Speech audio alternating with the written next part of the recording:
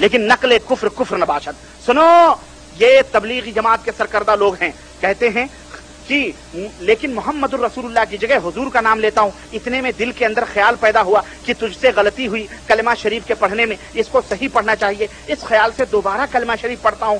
دل پر تو یہ ہے کہ صحیح پڑھا جاوے، لیکن زبان سے بے ساختہ رسول اللہ کے نام کی جگہ اشرف علی نکل جاتا ہے. اتنا بدبخت کہ اس کو خواب میں بھی صحیح کلمہ پڑھنا. استغفر اللہ. کہتے ہیں کہ دو تین بار جب یہ حالت ہوئی تو حضور کو اپنے سامنے دیکھ رہا ہوں. اچھا جناب، حضور آ گئے، ہاں اپستھت ہو گئے فوراً، اور یہی چند شخص حضور کے پاس تھے. لیکن اتنے میں میری یہ حالت ہو گئی کہ میں کھڑا کھڑا بوجہ اس کے کی رقت طاری ہو گئی، زمین پر گر گیا اور نہایت زور کے ساتھ ایک چیخ ماری، اور اس کو معلوم ہوتا تھا کہ میرے اندر کوئی طاقت باقی نہیں رہی. اتنے میں بندہ خواب سے اٹھ گیا. یہ نیند کی حالت تھی نا، خواب کی بات تھی. بندہ خواب سے اٹھ گیا، لیکن بدن میں بدستور بے حسی تھی اور اثر ناطاقتی بدستور تھا. لیکن حالت خواب اور حالت بیداری میں حضور کا ہی خیال تھا. لیکن حالت بیداری میں کلمہ شریف کی غلطی پر جب خیال آیا تو اس بات کا ارادہ ہوا کہ اس خیال کو دور، یعنی جاگ گیا بندہ. اب سوچ رہا ہے کہ دل سے اس خیال کو دور کر دیا جائے، اس واسطے کی پھر کوئی غلطی نہ ہو جائے. وہی خیال بندہ بیٹھ گیا اور پھر دوسری کروٹ لے کر کلمہ شریف پڑھنے لگا. غلطی کے تدارک میں رسول اللہ صلی اللہ علیہ وسلم میں کلمہ پڑھ رہا ہوں، درود پڑھ رہا ہوں، کہہ رہے درود شریف پڑھتا ہوں. لیکن درود جب میں پڑھ رہا ہوں پھر بھی یہ کہتا ہوں کہ اللہم صلی علی سیدنا و نبینا و مولانا اشرف علی رسول اللہ. اچھا جناب، اس روز حالانکہ کہہ رہے ہیں، حالانکہ میں بیدار ہوں خواب میں نہیں ہوں، حالانکہ میں بیدار ہوں خواب میں نہیں ہوں، لیکن بے اختیار ہوں، مجبور ہوں، زبان اپنے قابو ہی میں نہیں. اتنا بڑا کافر تھا یہ کہ رسول اللہ بھی زبان سے نہیں نکل رہا اس منحوس. اے احناف کے ٹولی کے لوگوں، بولو تمہارا حکیم الامت کا یہ بندہ مرید کس کا کلمہ پڑھ رہا ہے؟ سنو،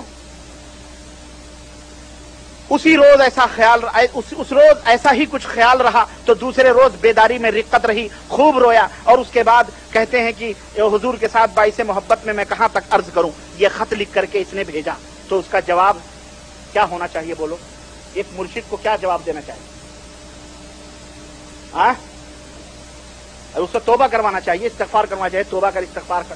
مولانا اشرف علی، مولانا نہیں کہہ رہا ہوں میں، حکیم الاحناف اشرف علی صاحب کیا کہہ رہے ہیں؟ الحمدللہ یہدیکم اللہ الصراط. اس واقعے میں تسلی تھی. جواب دیکھیں، ایک لائن کا ہے بالکل. اس واقعے میں تسلی تھی کہ جس کی طرف تم رجوع کرتے ہو وہ بعونہ تعالی متبع سنت ہے. اعوذ باللہ. ہزار چوہے کھا کے بھی بلی چلی. اپنے آپ کو متبع سنت سمجھ رہے ہیں حضرت.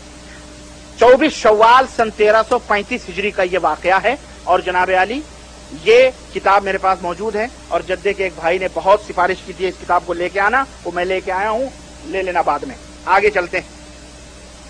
اب جناب علی، میرے بھائی، میرے عزیز، میرے دوست، میں ذرا سا اب دوسری طرف آتا ہوں. اور ایک واقعہ، اللہ کی قسم ایک واقعہ ہو تو میں آپ کو بتلاؤں، ہزاروں واقعے ہیں اللہ کی قسم نبوت کے دعوے اور اس طرح سے لوگوں نے کیے ہیں. یہ دیکھو آپ کو میں بتاؤں. اب ذرا احناف کے مجذوبوں کا بھی ایک واقعہ میں آپ کی خدمت میں، پہلے بٹیر شاہ کا واقعہ ذکر کروں. بٹیر شاہ حنفیوں کے بہت بڑے مجذوب ولی. مجذوب کس کو کہتے ہیں معلوم ہے؟ پاگل، ننگے دھڑنگے، اس کو مجذوب کہتے ہیں. صفحہ نمبر جناب علی 338، صفحہ نمبر 338 کے اندر حضرت بٹیر شاہ 338. کہاں ہو بھائی؟ نکل جاؤ بٹیر بابا. ہاں، بٹیر شاہ کہاں ہو؟ دیکھو یہ ہیں صفحہ نمبر 384، بلکہ صفحہ نمبر 338. یہ جو ہے نا بٹیر، یہ ایک واقعہ صفحہ نمبر 338 کا کہاں ہے بھائی وہ کتاب؟ ایک سیکنڈ. صفحہ نمبر 338 یہ ہے امام احمد رضا اور ان کے مخالفین حضرت مولانا بدر الدین احمد قادری رضوی. ہاں، سن 1985 کی چھپی ہوئی یہ کتاب ہے. فضل نور اکیڈمی بک، زادہ شریف گجرات، پتہ نہیں اس میں ہے نا. صفحہ نمبر 338 के अंदर ये कहते हैं कि सालिकीन तो सालिकीन है, मजाजीब हजरात भी जो शरान मरफूल कलम होते हैं, आपकी अजमत व रिफात के सामने जब इन्हें एहतराम को खम कर दिया। किसकी अजमत व रिफात के सामने? हनफियों के इमाम अहमद रजा खान के उसके सामने। कहते हैं एक मजदूब दीना मियां थी जिनकी जुबान पूर्वी थी, वो सिर्फ एक लंगोटी बांध कर रखा करती। बुजुर्ग थे और क्या पहनते थे? लंगोटी समझते हो? कभी आपने भोला खान को उसको देखा अखाड़े में? पहलवानों को पहलवान क्या पहनते हैं? लंगोटी पहनते हैं।